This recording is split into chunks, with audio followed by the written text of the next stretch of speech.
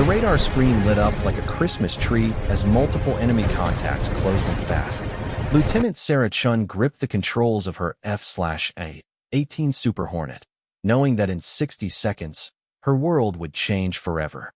What the enemy pilots didn't know was that they weren't just attacking any Navy aviator. They were about to face someone who had spent years crawling through the deadliest battlefields on Earth before ever setting foot in a cockpit. Some people joined the Navy to fly. Others joined to fight. Sarah Chun had done both. And today, 3,000 feet above the Persian Gulf, her enemies were about to learn why Navy SEALs make the most dangerous pilots in the world. Sarah Chun never planned to become a pilot. Growing up in a small farming town in Iowa, she dreamed of adventure beyond the endless cornfields, but flying wasn't even on her radar. Her path to the cockpit began on a cold February morning when she walked into the Navy recruitment office in Des Moines, determined to prove herself in the most challenging way possible. The recruiter, a weathered chief petty officer with kind eyes and calloused hands, listened as 18-year-old Sarah explained her desire to serve in special operations. Most recruiters would have gently steered a young woman toward traditional Navy roles, but Chief Martinez saw something different in Sarah's steady gaze and quiet confidence. "Special operations isn't a game, kid," he said, leaning back in his chair. "We're talking about some of the toughest training in the world. Most men don't make it through. You sure you want this?" Sarah's response was simple and direct. "I'm not most people, Chief." 6 months later, Sarah found herself standing in formation at Naval Special Warfare Command in Coronado, California, one of only 3 women in a class of 47 candidates beginning the grueling SEAL training program. The other candidates looked at her with mixtures of skepticism and curiosity, wondering how long the farm girl from Iowa would last. The first phase of training, known as Basic Underwater Demolition/SEAL Training, or BUD/S, was designed to break people. For 24 weeks, candidates endured physical punishment that pushed the human body to its absolute limits.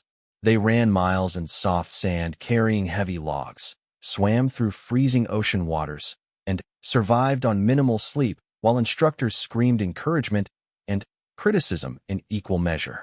Sarah discovered early that her farm background had given her advantages she never expected. Years of hauling feed sacks, fixing machinery, and working 16-hour days had built both physical strength and mental toughness that served her well. While other candidates struggled with the constant fatigue and stress, Sarah drew on memories of harvest season, when giving up meant crop failure and financial disaster for her family. The infamous Hell Week arrived in the 4th week of training. For 5.5 days, candidates were allowed a total of 4 hours of sleep while completing continuous physical training. They carried boats over their heads, crawled through mud under barbed wire, and performed endless calisthenics as instructors created chaos and confusion designed to simulate combat stress. By Wednesday of Hell Week, the original class of 47 had shrunk to 19. Candidates were dropping out hourly, deciding that no military career was worth this level of suffering. Sarah watched strong, capable men ring the brass bell that signaled their withdrawal from training, and she understood their decisions. The training was inhuman in its intensity. But Sarah had a secret weapon: visualization techniques she had learned from her grandfather, a Korean War veteran who had survived the brutal retreat from Seoul. Every night as she lay in her rack for her allocated hour of sleep, she pictured herself wearing the SEAL Trident pin, imagining the pride on her parents' faces when she called to tell them she had made it through the toughest military training in the world. During one particularly brutal night exercise, Sarah found herself paired with Marcus Rodriguez, a former college football player from Texas who had become one of her closest friends in training. They were tasked with navigating a 5-mile swim in the dark Pacific Ocean while carrying 60-pound packs and maintaining radio contact with their instructors. 3 miles into the swim, Marcus began struggling. The cold water and exhaustion were taking their toll, and Sarah could see him starting to panic. Without hesitation, she grabbed his pack and began towing him while continuing to swim with her own gear. For 2 miles, she pulled double weight through churning waves, refusing to let her teammate quit. "Leave me," Marcus gasped through chattering teeth. "Save yourself." "Not happening, Rodriguez," Sarah replied. adjusting her grip on his pack. We started this together, we finish it together. When they finally reached the beach checkpoint, the lead instructor, Senior Chief Thompson, was waiting with a stopwatch and a suspicious expression. He had been watching their progress through night vision equipment and had seen Sarah's extraordinary effort. "Chun," he barked as they stumbled onto the sand. "What took you so long?" Sarah, exhausted but still focused, gave the only answer that mattered. "We had some equipment issues, Senior Chief, but we completed the mission." Thompson studied her for a long moment, then nodded curtly. Later, she would learn that this moment had been a turning point in how the instructors viewed her potential as a SEAL operator. Leadership meant taking care of your team, even when it cost you personally. The pool competency exercises proved to be another major challenge. Candidates had to perform a series of underwater tasks while instructors deliberately tangled their air hoses, tied knots in their equipment, and created emergency scenarios. The goal was to teach future SEALs how to remain calm and solve problems while facing life-threatening situations underwater. Sarah had always been comfortable in the water, but these exercises pushed her to new limits. During one session, instructors removed her mask, tied her air hose in knots, and spun her around underwater until she lost all sense of direction. Fighting the natural urge to panic, she methodically untangled her equipment, cleared her mask, and completed the required tasks before surfacing. "Outstanding performance, Chun," the diving instructor told her afterward. "Most people lose it when they can't see and can't breathe. You stayed focused and worked the problem. That's what keeps SEALs alive in the real world." As training progressed through its various phases, Sarah began to excel in areas that surprised both her instructors and her fellow candidates. Her marksmanship scores were consistently among the highest in the class, and her ability to remain calm under pressure made her a natural leader during stress exercises. The land warfare phase of training introduced Sarah to small unit tactics, weapons systems, and demolitions.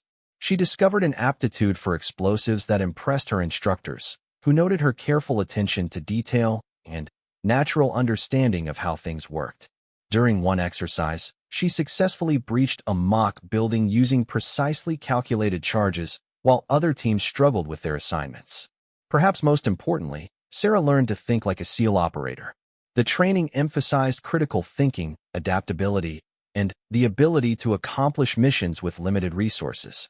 These lessons would prove invaluable years later when she found herself alone in a fighter jet, facing multiple enemies with no backup available. By the time graduation day arrived, Sarah was one of only 11 candidates remaining from the original class of 47. She had survived every challenge the instructors could devise, earned the respect of her teammates, and proven that determination could overcome any physical limitation. The graduation ceremony was held on the beach where she had spent countless hours in training. As Sarah stood at attention listening to speeches from Navy leadership, she thought about the journey that had brought her to this moment.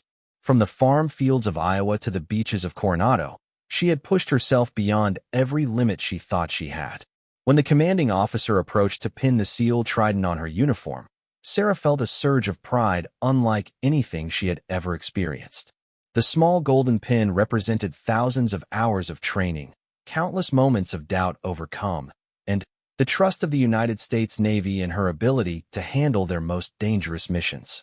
"Congratulations, Petty Officer Chun," the commander said as he secured the pin to her dress uniform. "You've earned your place among the finest warriors in the world." But Sarah's journey was far from over. After graduation, she was assigned to SEAL Team 5 based in Coronado, where she would spend the next 4 years conducting operations around the world. She deployed to Afghanistan 3 times, participated in countless training exercises, and proved herself in combat situations that tested every skill she had learned in BUD/S. It was during her 3rd deployment that Sarah first considered becoming a pilot. Her team was conducting a reconnaissance mission in eastern Afghanistan when they came under heavy enemy fire and had to call for air support. As F/A-18 Super Hornets screamed overhead, delivering precise strikes that saved her team's lives, Sarah watched in amazement at the skill and courage of the Navy pilots. "Think you could do that, Chun?" asked her team leader, Lieutenant Commander James Walsh, as they watched the jets disappear into the distance. Sarah studied the sky where the aircraft had vanished, already imagining herself in the cockpit. "I'd like to find out, sir." The transition from SEAL operator to naval aviator required Sarah to essentially start over in a completely new field, but her special operations background gave her advantages that traditional pilot candidates lacked. She understood stress, had experience making life and death decisions under pressure, and possessed the mental toughness that flight training demanded. Flight school at Naval Air Station Pensacola proved to be a different kind of challenge than SEAL training, but no less demanding. Where BUD/S had tested her physical limits and mental toughness, flight training challenged her intellectually and required her to develop entirely new skills. She had to learn aerodynamics, navigation, weapons systems, and dozens of aircraft procedures while maintaining the physical fitness standards expected of a SEAL. Sarah's instructors were initially skeptical about training a SEAL to become a pilot. The two communities had different cultures and approaches to problem solving, and some worried that her special operations background might not translate well to aviation. These concerns evaporated quickly as Sarah demonstrated a natural aptitude for flying that impressed even veteran instructors. Her SEAL training proved invaluable during emergency procedures practice. While other student pilots sometimes panicked when faced with simulated engine failures or system malfunctions, Sarah applied the same methodical problem-solving approach she had learned in special operations. She identified the problem, prioritized her actions, and executed solutions calmly and efficiently. The weapons training phase of flight school revealed another area where Sarah's SEAL background provided significant advantages. She intuitively understood ballistics, target identification, and the importance of precise timing that made the difference between mission success and failure. Her instructors noted that she seemed to grasp concepts that took other students weeks to master. During one particularly challenging exercise, Sarah was tasked with delivering simulated weapons on multiple ground targets while avoiding simulated surface-to-air missile threats. The exercise required split-second timing, precise navigation, and the ability to manage multiple complex systems simultaneously. Sarah completed the mission flawlessly, earning praise from instructors who had expected her to struggle with the demanding requirements. Chun has something special. Her primary flight instructor, Commander Patricia Hughes, noted in her training records. She combines the tactical thinking of a special operations professional with natural flying ability.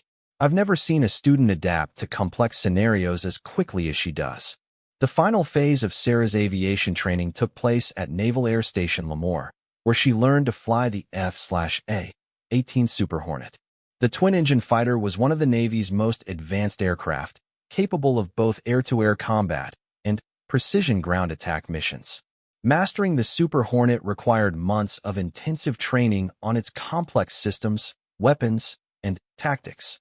Sarah discovered that flying a fighter jet was the perfect combination of her two military backgrounds. The physical demands reminded her of SEAL training, while the technical complexity challenged her intellectually in ways she found deeply satisfying. During simulated combat exercises, she drew on her special operations experience to make tactical decisions that impressed instructors and fellow students alike. Her graduation from flight training marked the achievement of a goal that had seemed impossible just a few years earlier. Standing on the flight line at Lemoore, wearing flight suit with both SEAL Trident and Naval Aviator wings, Sarah represented something unique in military history. A warrior who had mastered two of the most demanding professions in the armed forces. Lieutenant Sarah Chun reported to Strike Fighter Squadron VFA 31 aboard the USS Abraham Lincoln with a reputation that preceded her. Word had spread through the aviation community about the former SEAL who had completed flight training with exceptional marks, and her new squadron mates were curious to see if she could live up to the stories. The squadron's commanding officer, Captain Michael Hawk Harrison, was a 20-year veteran with over 3,000 flight hours in Navy fighters.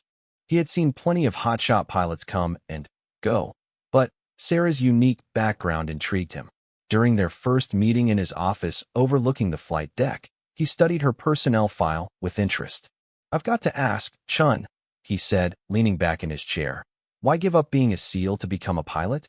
Most people would consider special operations the pinnacle of military service. Sarah considered the question carefully before answering. Sir, being a SEAL taught me to think tactically and work as part of a team. But flying gives me the ability to support multiple teams across a much wider area. One aircraft can influence an entire battlefield in ways that a single operator on the ground simply can't. Captain Harrison nodded approvingly. Good answer. Your job here is to prove that philosophy works in practice.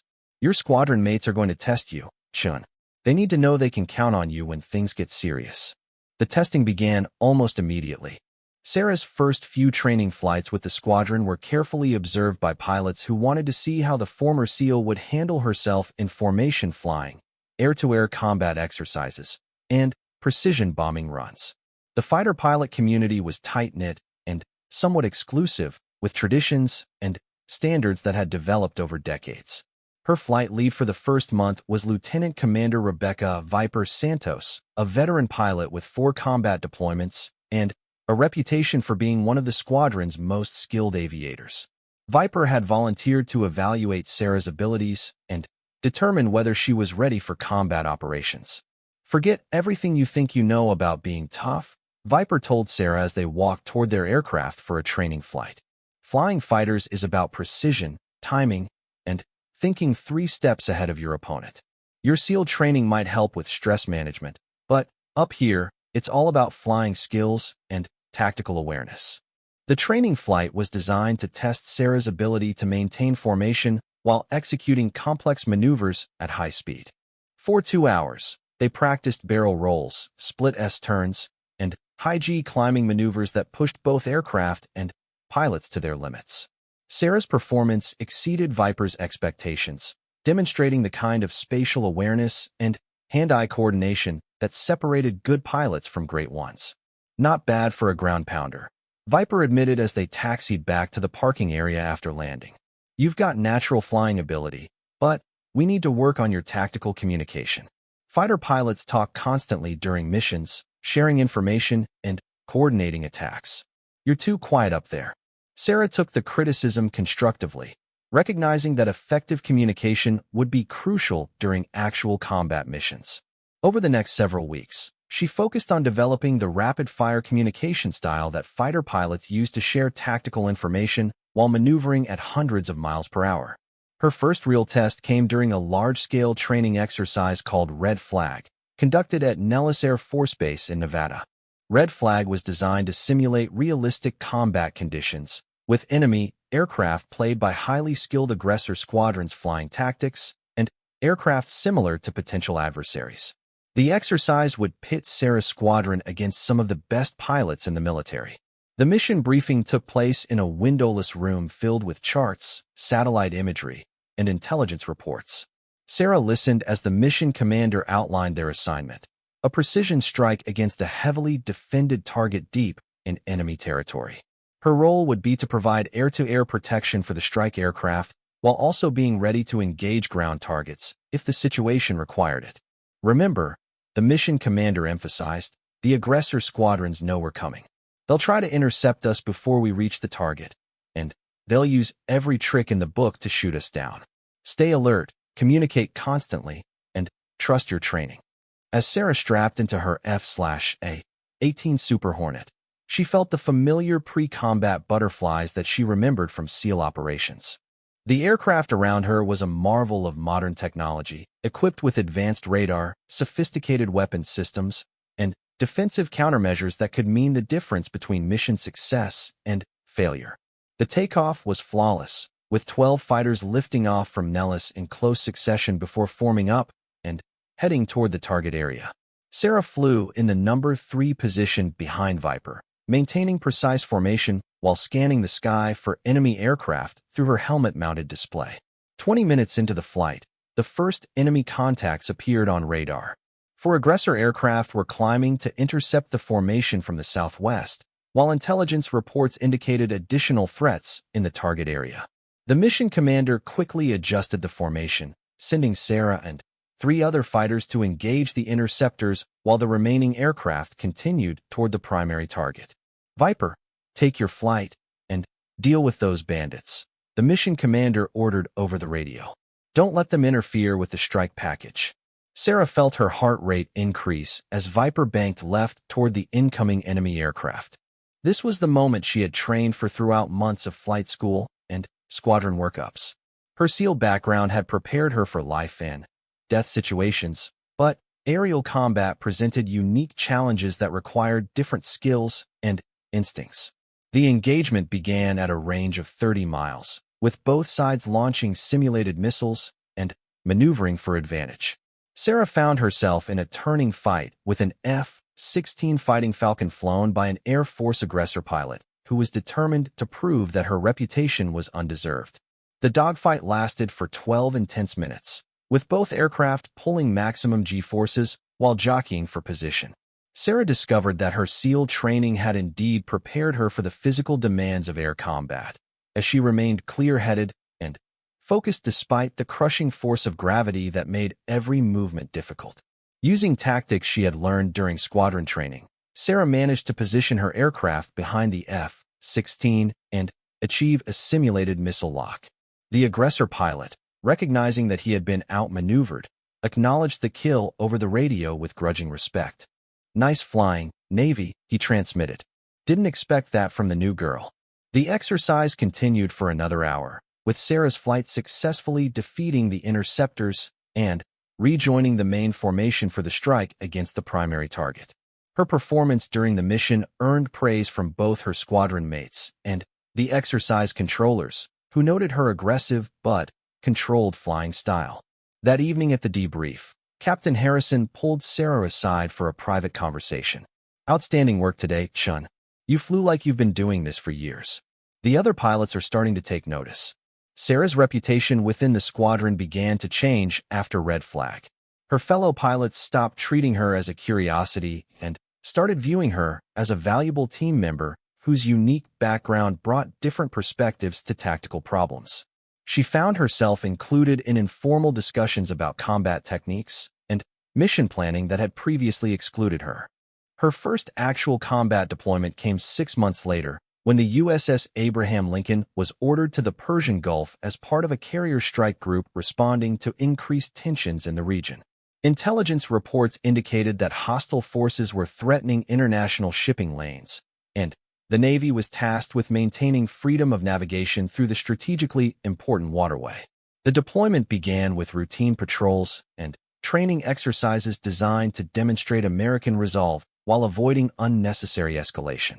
Sarah flew daily missions that took her over the blue waters of the Gulf, practicing the kind of precision flying that would be required if the situation deteriorated into actual combat.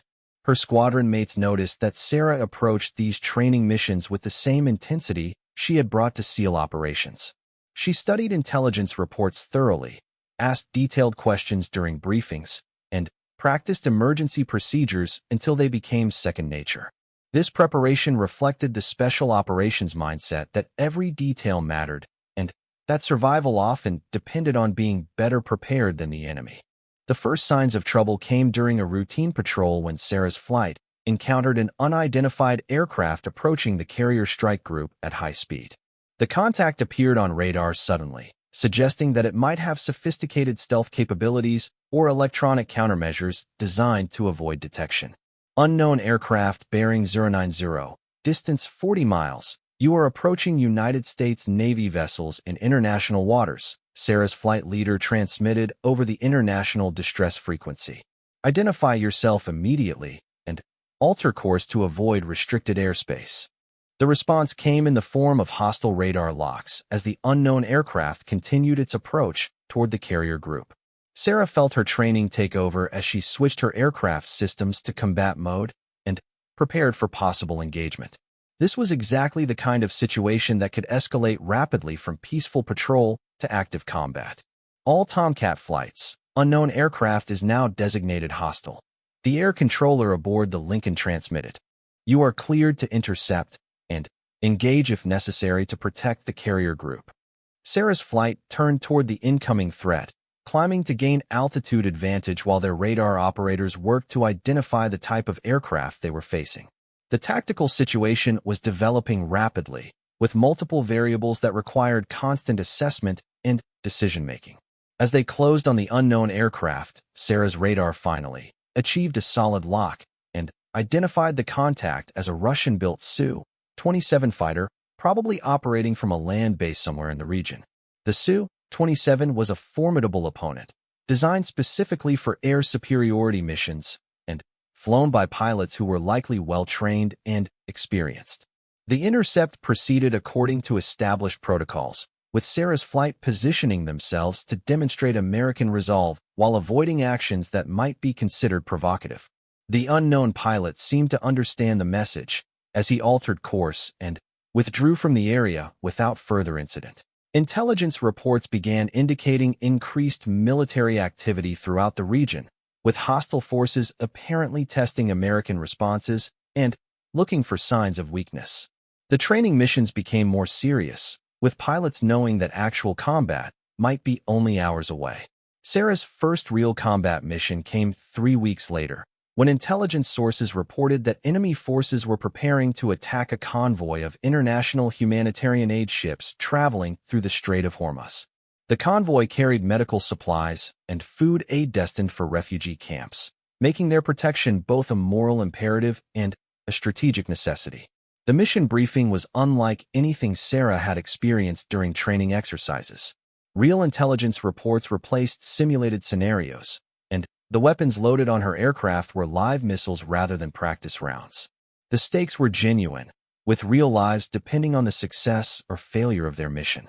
Ladies and gentlemen, Captain Harrison addressed the assembled pilots. This is what we've trained for. The enemy has surface vessels, aircraft, and shore-based missiles that threaten the convoy. Our job is to ensure those aid ships reach their destination safely. Questions? Sarah raised her hand. Sir, what are the rules of engagement if we encounter enemy aircraft? Defend yourself and the convoy, Harrison replied grimly. If they threaten American lives or international shipping, take them down. The flight to the operational area took 45 minutes, with Sarah's 4-ship formation maintaining radio silence while monitoring intelligence updates. The convoy was still 12 hours away from the threatened area, but enemy forces were already moving into position for a potential attack. Sarah's role in the mission was to provide air cover for the convoy while other aircraft dealt with surface threats and shore-based missile sites. She would need to remain on station for several hours, protecting the vulnerable cargo ships from any airborne threats that might materialize. The first enemy contact appeared on her radar just as the convoy entered the most dangerous part of the strait. 2 fast attack aircraft were approaching from the north, flying low over the water in an attempt to avoid detection. Their flight profile suggested an attack run against the humanitarian ships. Hostile aircraft, bearing 015. You are threatening international shipping in international waters, Sarah transmitted over the international distress frequency. Alter course immediately, or you will be engaged. The enemy pilots ignored the warning and continued their approach toward the convoy. Sarah could see the cargo ships on her radar, large and slow-moving targets that would be virtually defenseless against a determined air attack. Her training and instincts told her that words were no longer sufficient. Flight lead, this is Tomcat 3, Sarah transmitted to her commanding officer. Hostile aircraft continuing approach to convoy. Request permission to engage. Tomcat 3, you are cleared to engage. Protect the convoy. Sarah's first combat missile launch was nothing like the training simulations she had practiced hundreds of times. The weight of responsibility was enormous, knowing that her actions would determine whether innocent people lived or died. But her SEAL training had prepared her for exactly this kind of pressure, and she executed the engagement with the same methodical precision she had learned in special operations. The AM-120 missile tracked perfectly, striking the lead enemy aircraft and sending it spiraling into the Gulf in a ball of flame. The second attacker, seeing his wingman destroyed, broke off the attack and fled toward land. The convoy continued its journey unmolested, delivering vital supplies to people who desperately needed them. Later that evening, as Sarah sat in her stateroom writing the after-action report, she reflected on how different aerial combat felt compared to ground operations. The distances were greater, the decisions had to be made more quickly, and the consequences affected larger numbers of people. But the fundamental principles remained the same: superior preparation, tactical thinking, and the willingness to act decisively when lives were at stake. Her squadron mates treated her differently after that first combat mission. She had proven herself under fire, demonstrating that her reputation was based on genuine skill rather than just publicity. More importantly, she had shown that her unique background could be an asset in aerial combat, bringing perspectives and instincts that traditional pilots might not possess. The deployment continued for 6 more months, with Sarah participating in dozens of combat missions that ranged from close air support for ground forces to precision strikes against enemy infrastructure. Each mission built her confidence and skills, while also reinforcing the lessons she had learned as a SEAL about the importance of teamwork, preparation, and decisive action. The morning of March 15th started like any other day aboard the USS Abraham Lincoln. Sarah completed her pre-flight inspection routine with the same methodical attention to detail that had kept her alive through countless SEAL missions and combat flights. The Persian Gulf stretched endlessly in all directions, its blue-green waters reflecting the early morning sun as the carrier cut through gentle swells. Intelligence briefings had indicated increased enemy activity in the region, but nothing suggested that this particular day would be different from the dozens of patrol missions Sarah had flown over the past 8 months. The routine nature of the assignment was almost comforting after weeks of high-stress combat operations. Her mission parameters were straightforward: a solo reconnaissance flight along the eastern edge of the carrier group's operational area, photographing suspected enemy positions while maintaining radio contact with the ship. The flight was scheduled to last 3 hours, covering nearly 400 miles of coastline where intelligence analysts believed hostile forces might be establishing new missile sites. As Sarah strapped into her F/A-18 Super Hornet that morning, she performed the same pre-flight rituals that had become second nature over months of combat operations. She checked every switch, verified every system status, and mentally rehearsed emergency procedures that she hoped never to use. The aircraft responded perfectly during engine start and taxi, showing none of the minor maintenance issues that sometimes plagued older jets. The catapult launch felt like being shot from a cannon, accelerating from 0 to 150 miles per hour in less than 3 seconds. Sarah had experienced hundreds of carrier launches, but the sensation never lost its intensity. In moments, the massive carrier disappeared behind her as she climbed toward her assigned altitude of 25,000 feet. The flight to the reconnaissance area was peaceful, with clear skies and unlimited visibility that made navigation simple. Sarah monitored multiple radio frequencies while flying, listening for any signs of increased enemy activity or changes to her mission orders. The routine chatter between air traffic controllers and other aircraft suggested a normal day in a region that was anything but normal. Her first indication that something was wrong came from an unexpected radio transmission on a frequency that enemy forces sometimes used for coordination. The voice was speaking in Arabic, but Sarah's SEAL training had included basic language instruction that allowed her to understand fragments of military terminology. American aircraft, Sector 7, single target. The transmission was brief and might have been unrelated to her mission, but Sarah's special operations background had taught her to pay attention to seemingly minor details that others might ignore. She immediately changed course slightly and began scanning the horizon for any signs of enemy aircraft or ground-based threats. Her radar was clear, showing no aircraft contacts within 50 miles of her position. The ocean below appeared empty except for occasional fishing boats and commercial vessels following established shipping lanes. But something felt wrong, and Sarah's instincts had kept her alive through too many dangerous situations to ignore them now. She was 20 minutes into her reconnaissance route when the first surface-to-air missile launch warning screamed through her headphones. The distinctive warbling tone indicated that multiple radar systems had locked onto her aircraft, and that missiles were already in flight. Sarah's training took over instantly, her hands moving to initiate defensive maneuvers before her conscious mind had fully processed the threat. Rolling inverted and diving toward the deck, Sarah dispensed chaff and flares while scanning the sky for incoming missiles.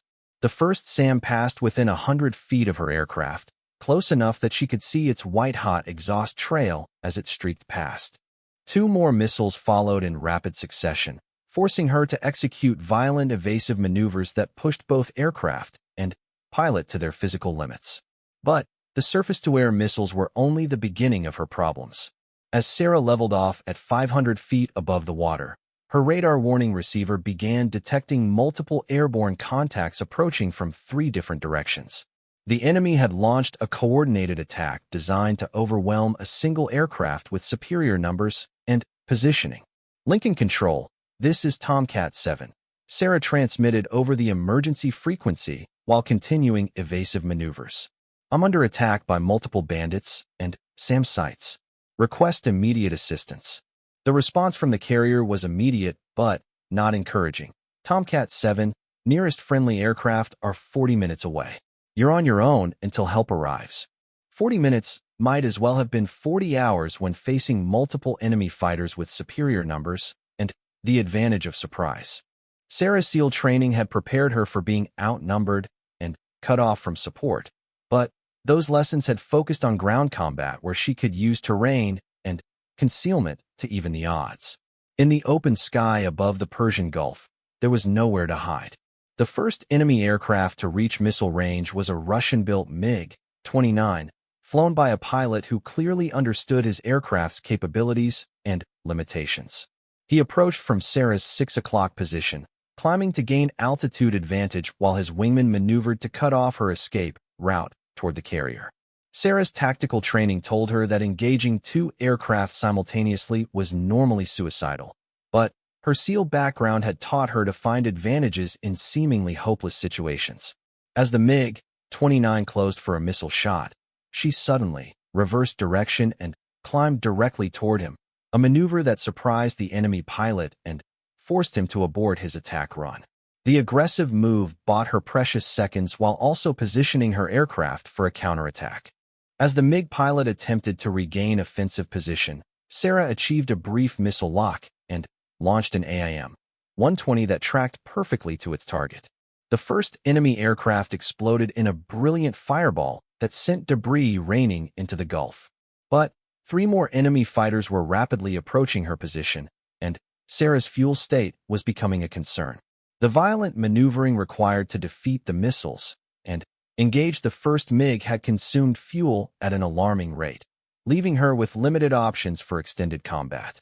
The second wave of attackers consisted of 2 more MiG-29s approaching from the northwest, while a single Su-27 came in from the east.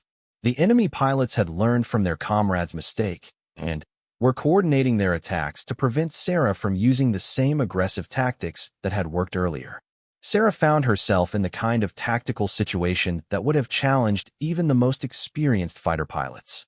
Multiple threats approaching from different directions, limited fuel, no friendly support available, and an enemy that was learning from her previous moves.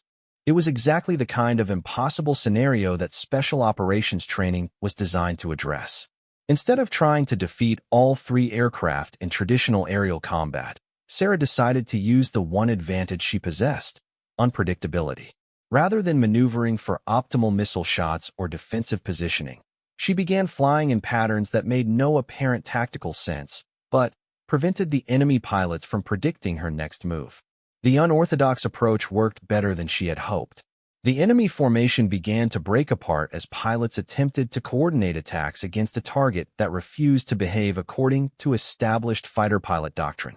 Sarah used the confusion to engage the Su-27, which had separated itself from the other aircraft in an attempt to attack from an unexpected angle. The dogfight with the Su-27 lasted 8 minutes and covered 30 miles of airspace as both pilots pushed their aircraft to maximum performance. Sarah discovered that her SEAL training provided unexpected advantages in aerial combat, particularly the ability to remain calm and think clearly while under extreme stress. Where other pilots might have panicked or made desperate moves, she methodically worked through tactical problems while maintaining aircraft control. The Su-27 pilot was skilled and experienced, but he made the mistake of trying to match Sarah's unconventional tactics rather than sticking to proven techniques. When he attempted to duplicate one of her high-G turning maneuvers, he pushed his aircraft beyond its structural limits. Sarah watched in fascination and horror as the enemy fighter simply disintegrated in midair, victim of forces that exceeded the airplane's design specifications. 2 enemy aircraft remained, and Sarah's fuel gauge was showing critically low levels. She had perhaps 10 minutes of combat maneuvering remaining before being forced to return to the carrier, regardless of the tactical situation. The enemy pilots seemed to understand her predicament and were content to maintain defensive positions while waiting for her.